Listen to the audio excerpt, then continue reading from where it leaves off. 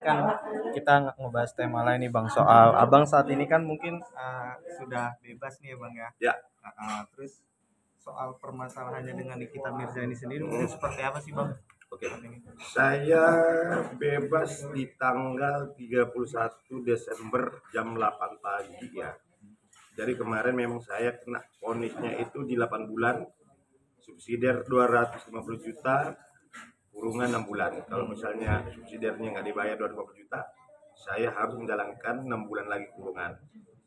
2/3 saya jalani, di bulan 10 saya urus CB saya dan dikabulkan, bulan 12 saya keluar dengan CB cuti bersyarat.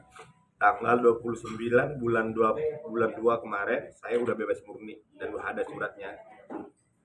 Saya udah bebas murni dari segala tuntutan hukum dan udah inkrah gitu. Berarti total ngejalanin di dalam itu 5 bulan kurang lebih ya. 5 bulan. Oke. Terus dari Nikita Mirzani sendiri apakah sudah mengetahui itu Bang atau? Saya rasa sudah ya, karena kan saya udah banyak dipanggil juga di media TV, di sosial media juga saya udah aktif kan. Saya rasa udah tahu, pasti tahu lah. Kalau dari Abang sendiri mungkin berusaha untuk menghubungi Nikita Mirzani. Saya ngubungin. Oh bukan saya nggak ada ngubungin dia. Jadi 2 minggu lalu saya dipanggil sama KS penyidiknya Polres Jakarta Selatan untuk diperiksa kasus saya, kan kita sering lapor. Ya, saling Nah, sering lapor tahu. Eh,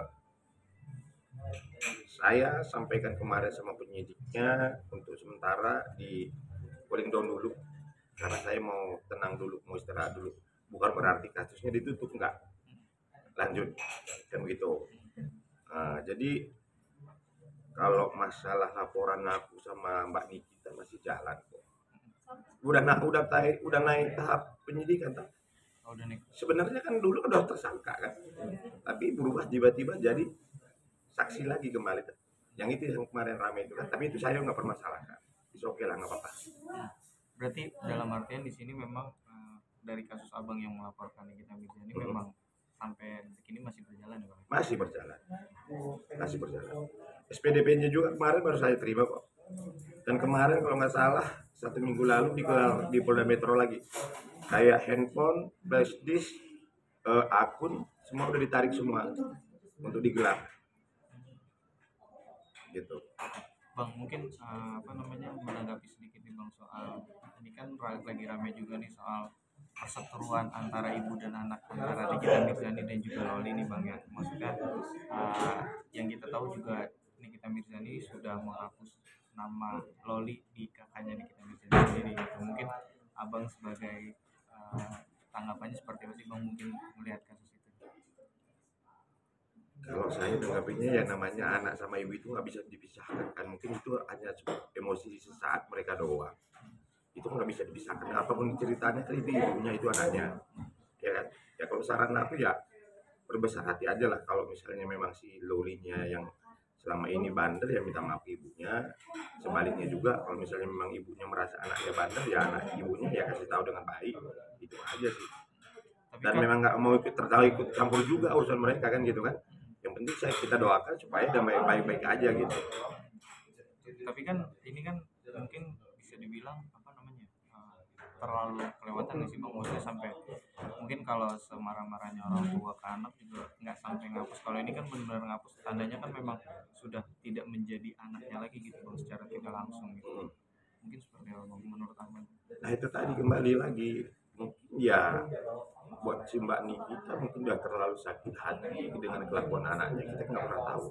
Nah, kembali lagi ke mereka, ya kita juga cuman bisa mendoakan supaya mereka bisa baik-baik lagi gitu. Kalau saya sih mendoakan supaya mereka bisa kembali lagi kan, apapun ceritanya itu yang namanya darah daging itu nggak bisa juga dilepas dari apapun ceritanya. Tapi kalau Abang sendiri mungkin saat ini hubungannya sama Nikita Mirzani apakah baik-baik aja atau masih ada perseteruan gitu? Kalau hubungan aku sama Mbak Nikita sebenarnya komunikasi belum ada ya, belum ada. Tapi aku belajar dari kemarin itu sebenarnya kalau misalnya nanti ini kasus ini lanjut, pasti nanti namanya ada RJ kan, pasti dipanggil dong. Nah kalau seandainya memang nanti dia minta maaf ke saya sama orang tua saya melalui media sosial, saya akan stop. Saya akan menghentikan kasus saya akan berdamai dengan dia. Ya udah kita hidup apa namanya berdamai aja udah, nggak usah main serang-serangan lagi aja gitu. Karena apa? Dia juga udah pernah merasakan di dalam, saya juga udah pernah merasakan di dalam, ya kan?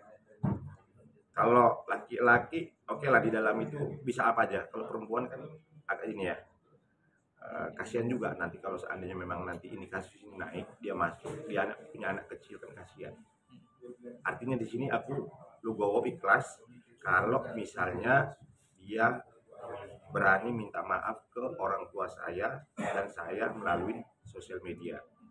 Itu aja permintaan saya. Bang, mungkin apakah ini abang kan mungkin bisa dibilang berbesar hati ya untuk Ya. memaafkan gitu. Apakah itu salah satu karena faktor kemarin abang juga sempat mengalami kurungan di dalam gitu sendiri atau seperti apa sih bang? Ada hikmah dan pelajaran yang abang? Ya, karena di dalam itu jujur ya mas, saya di dalam itu lebih religius sih. Tadinya di luar itu saya kan jarang sekali baca Alkitab, bahkan ke gereja pun jarang saya. Nah tapi ketika di dalam saya belajar religius, baca Alkitab, belajar hidup bagaimana hidup sebenarnya gitu kan. Dan saya rasa Mbak Nikita ini orang baik. Saya rasa orang baik karena memang waktu itu memang sama-sama emosi aja kan. Dan waktu persidangan itu terbukti bahwa memang dia tidak bisa tampil di TV lagi gara-gara saya kan.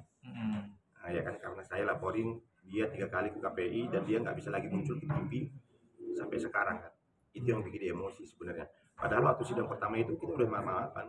Sebelum kita maaf-maafan, aku udah ketemu sama kakaknya Fitri Saltaheru. Oh Fitri. Di rumahnya saya diundang waktu itu, kita mau damai-damai juga waktu itu kan. Gitu.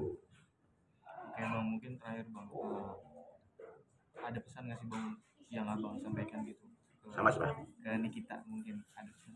Oke, Mbak Nikita, kalau misalnya nanti kita ketemu pas-pasan dimanapun itu ya kita saling tegur aja. Saya sudah memaafkan.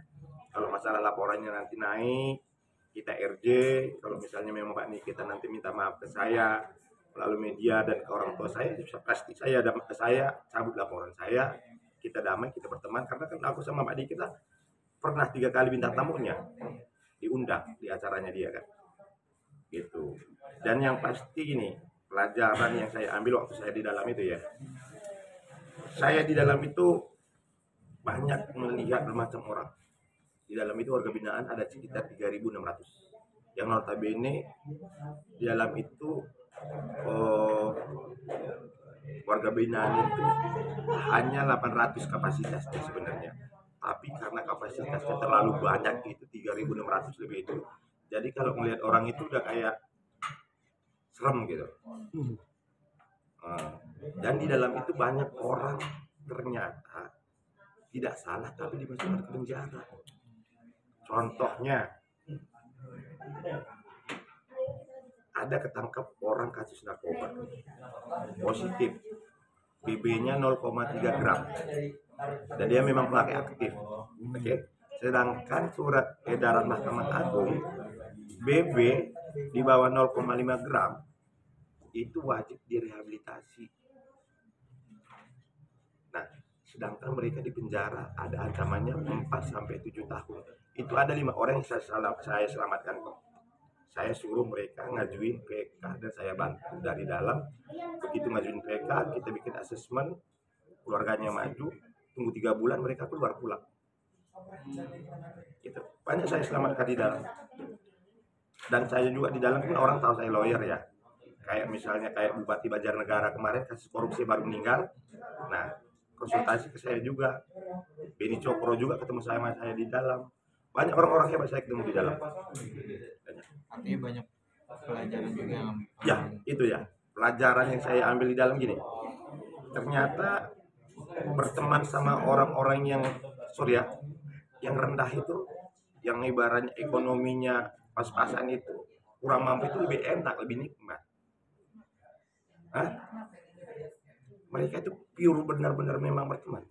nggak ada maksud tertentu.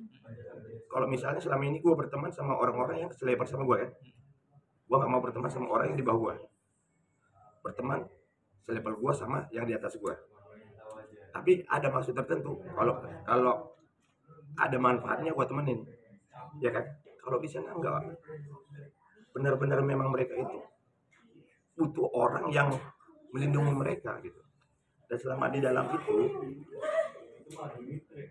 satu ya, saya nggak jelek-jelekin petugas, nggak. Mereka itu satu hari hanya dikeluarkan dari sel 3 jam. Lu bayangin dari jam 8 pagi sampai jam 11 pagi dikeluarkan, ya. Setelah itu masuk ke dalam sel sampai besok lagi. Dan satu kamar itu bisa isi 8 orang sampai 10 orang. Dan di dalam itu banyak orang yang sakit kuning, lumpuh, stroke, banyak sekali. Nah, ketika saya masuk ke dalam, saya ngomong sama petugasnya, kalian ini tidak memanusiakan manusia. One day kalian juga bisa terjadi seperti ini. Jadi peraturan yang kalian buat ini hanya berlaku buat kalian, itu bukan diatur sama undang-undang. Saya gituin. Nah, dan di dalam itu warga binaan nggak tahu hak-hak apa aja yang mereka dapatkan. Misalnya mereka nggak tahu yang namanya CB, PB, mereka nggak tahu. Misalnya nih dia umur 4 tahun, udah dijalani 3 tahun, mestinya kalau misalnya memang udah 2/3, kalau diurus kan bisa keluar tuh. Dan itu nggak ada arahan dari petugasnya, paham nggak? Jadi saya yang ngajarin, oh gini lo caranya, lu begini, lu begini, lu begini. Pada akhirnya banyak yang saya selamatkan di dalam itu. Nah, makanya saya bersyukurnya gini. Ternyata saya dimasukkan sama Mbak Nikita. Ada tujuan tertentu nih, ada maksud Tuhan tertentu nih. Banyak yang orang saya selamatkan. Gitu. Sisi positifnya ya, Bang. Ya, yang jemput saya waktu itu kan adik saya nih, anggota saya nih. Jadi pas waktu saya dijemput itu, satu hari sebelum saya keluar itu tanggal 30 itu saya kumpulin itu ada 100 orang, saya beli makan segala macamnya. Mereka nangis semua. Ini bagaimana nasib kami nanti ke depannya kalau misalnya abang udah pulang. Kami pasti nanti di-sel lagi. Pasti nanti uang-uang kami diminta lagi. Sekarang contoh, dia tamu datang, keluarga datang, bawa makanan. Makanan itu diambil sama petugas-petugas. Nyampe ke dalam tapi itu masih perempuan. Nah, dikasih sama keluarganya uang misalnya 500.000. Karena dia bertamu harus dikasih lagi sama petugas 50 sisanya 400. Di dalam makanan mahal. Kalau saya di dalam catering. Saya catering di dalam. Dan kebetulan saya juga di dalam itu kan buka konsultasi hukum juga. Jadi segala orang ada masalah hukum konsultasi ke saya juga di dalam. Sempat makan nasi cadong dulu. Saya enggak. Karena pas waktu itu saya nyampe malam nih. Jam 7 malam kalau salah, saya kelaparan kan. Diantarlah itu nasi cadong, saya buka, saya lihat, ini apa, saya bilang nasi cadong. Ini enak nggak, bilang. Coba aja katanya, pas saya coba nggak enak ternyata. Ya udah saya nggak mau lagi makan. Bukan maksudnya ini ya, Kak. Jadi saya langsung cari catering sama adik-adik ini tiap hari yang datang mengantar makanan saya. Gitu. Jadi banyak orang-orang yang di dalam itu saya selamatkan. Dan petugas-petugasnya juga banyak yang konsultasi ke kita. Aman? Aman? Oke. Thank you, Bang. Bang. Oke, thank you.